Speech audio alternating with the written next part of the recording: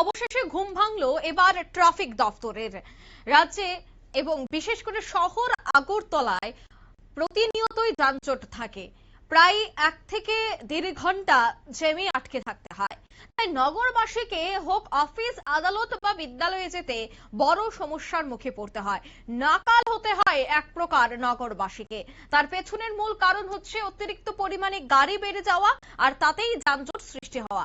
তবে অবশেষে ঘুম ভাঙলো ট্রাফিক দফতরের।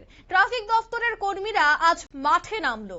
অন্যদিকে ইলেকট্রিক অটোগুলিতে অভিযান তারা চালায়। ইলেকট্রিক অটোগুলির বিরুদ্ধে অভিযান আজ দেখা যায় উত্তর গেট সংলগ্ন এলাকায়। একদিকে নিয়ম রয়েছে যে ইলেকট্রিক অটোগুলি নগর এলাকায় কোনোভাবেই চালাতে পারে না, তাদের জন্য একটি গাইডলাইন দিয়ে দেওয়া হয়েছে।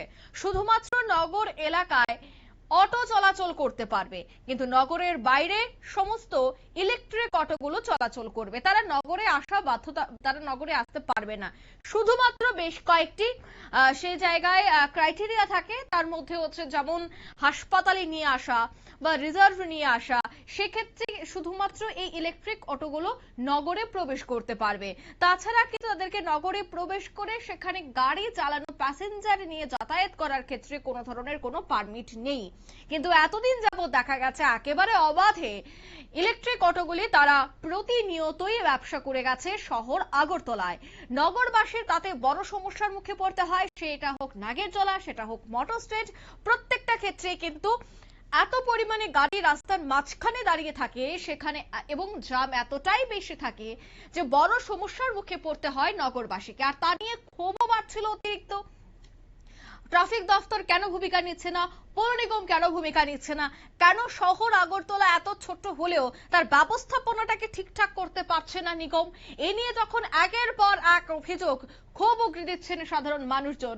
এবার কিন্তু অবশেষে ঘুম ভাঙলো ট্রাফিক দফতরের কর্তা এবং কর্মচারীদের। তারা রীতিমতো দেখা গেছে যে কর্মীরা আজ মাঠে নেমে ইলেকট্রিক অটোগুলিতে অভিযান চালায়। সেখানে দেখা যায় যে ইলেকট্রিক অটো বিরোধী অভিযানকে কেন্দ্র করে তারা কি নিয়ম রয়েছে সেটা বোঝানোর চেষ্টা করে গাড়ির চালকদের। কি বলছেন ট্রাফিক কর্তা, শোনাবো।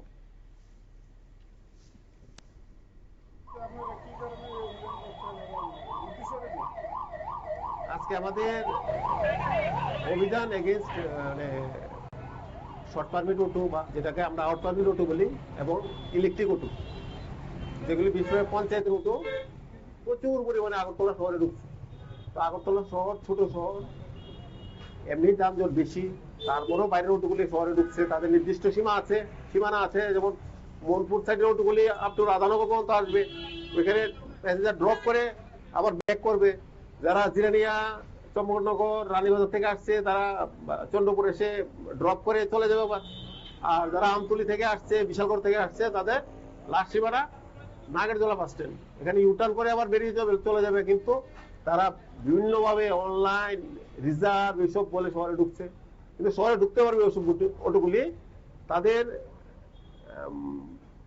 থাকতে হবে যেমন মেডিকেল ইমার্জেন্সি পেশেন্ট যদি থাকে, আর হলো স্কুল স্টুডেন্ট বা কলেজ স্টুডেন্ট অথবা এয়ারপোর্ট প্যাসেঞ্জার যদি থাকে, সামনে কাগজের মধ্যে লেমিনেশন করে বোর্ড বানাতে হবে, মেডিকেল ইমার্জেন্সি বোর্ড বা স্কুল স্টুডেন্ট, কলেজ স্টুডেন্টের বোর্ড বা এয়ারপোর্ট প্যাসেঞ্জারের বোর্ড। এই তিনটা কন্ডিশনে আগরতলা শহরে তারা ঢুকতে পারবে। কিন্তু তারা সরকারি নির্দেশিকা মানছে না, ট্রাফিকের নির্দেশিকা মানছে না। তো আমাদের যারা এইসব মানছে না তাদের এগেইনস্টে আমাদের আজকে অভিযান। আমরা অনেক, আপনারা শুনলেন ট্রাফিক কর্তার বক্তব্য। আর তা নিয়ে কিন্তু এবার নানা প্রশ্ন উঠতে শুরু করেছে যে আজ সকালে যে ছবিটা ধরা পড়েছে উত্তর গেট সংলগ্ন এলাকায়, যেখানে ট্রাফিক কর্তা বাবুরা তারা ইলেকট্রিক অটো চালকদের সাথে কথা বলেন এবং এই বিষয়টা সম্পর্কে বোঝানোর চেষ্টা করেন। তবে এই ধরনের অভিযান কি শুধুমাত্রই একদিনের জন্য বা নাম দেখানো অভিযান? কারণ নিয়ম তো অনেক আগেই লাগু হয়েছিল। আজ কেন অভিযানে নামলো ট্রাফিক পুলিশ? আজ কেন তারা এই অভিযানটি শুরু করেছে? শুভবতী সম্পন্ন মহলের প্রশ্ন, অনেক দেরিতে ঘুম ভেঙেছে, শীত ঘুমটা অনেকটা লম্বা চলেছে। এবার যেহেতু অবশেষে ঘুমটা ভাঙলো, তবে সেক্ষেত্রে এই অভিযানটা যেন আগামী দিনেও জারি থাকে। শুধুমাত্র যদি আজ বা আবার 2 মাস 3 মাস পরে একদিন হয়, তবে কিন্তু এই নিয়মটা কেউই মানবে না। তাই সেক্ষেত্রে এই বিষয়ে কতটা সক্রিয় থাকে ট্রাফিক পুলিশ সেটাই দেখার, নাকি আজ লোক দেখানো অভিযান করে আবারও তারা কুম্ভ নিদ্রায় আচ্ছন্ন হবে, সেটা অবশ্যই সময় বলবে। নিয়ে নিচ্ছি ছোট্ট একটি বিজ্ঞাপন বিরতি, সঙ্গে থাকুন।